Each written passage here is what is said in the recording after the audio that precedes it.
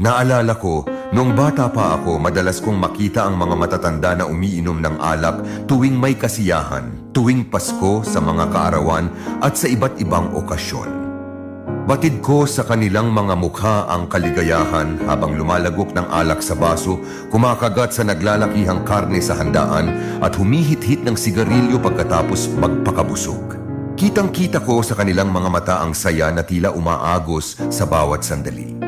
Minsan nakita ko ang isang bote ng alak na may kaunting laman at sinubukan kong tikman sa pag-aakalang masarap ito tulad ng mga ngiting nakita ko sa mga taong umiinom nito.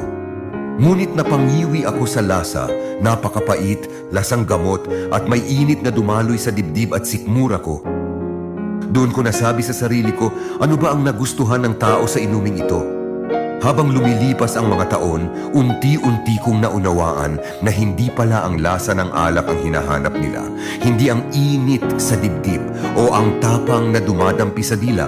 Ang hinahanap nila ay ang pakiramdam na pansamantalang nawawala ang bigat ng mundo. Sa bawat lagok, may sandaling pahinga, panandali ang katahimikan mula sa pagod, problema at mga salitang hindi nila masabi.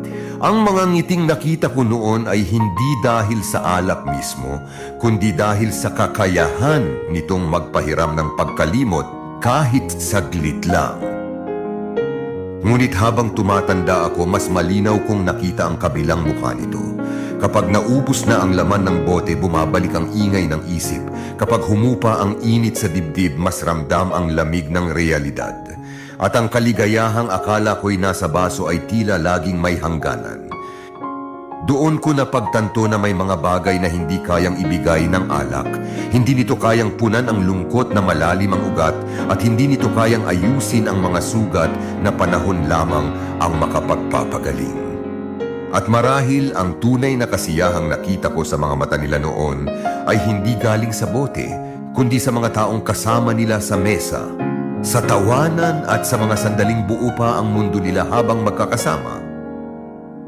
At sa katapusan, hindi ako iinom ng alak para lang gunitain ang mga masasayang alaala. Hindi ako iinom ng alak para tumakas sa kalungkutan. Hindi ako iinom ng alak para kalimutan ang problema. At hindi ako iinom ng alak para lang magkaroon ako ng kaibigan na dadamay sa akin sa oras ng kabiguan. Sa bandang huli, mas pipiliin ko na lang tanggapin ang mga bagay na nangyari na at wala na sa kontrol ko at susubukan kong ayusin ang mga bagay sa buhay ko na kaya ko pa at nasa kontrol ko pa. Maraming salamat po sa pakikinig. Ito po ang The Seeds Stoic. Hanggang sa muli. Paalam.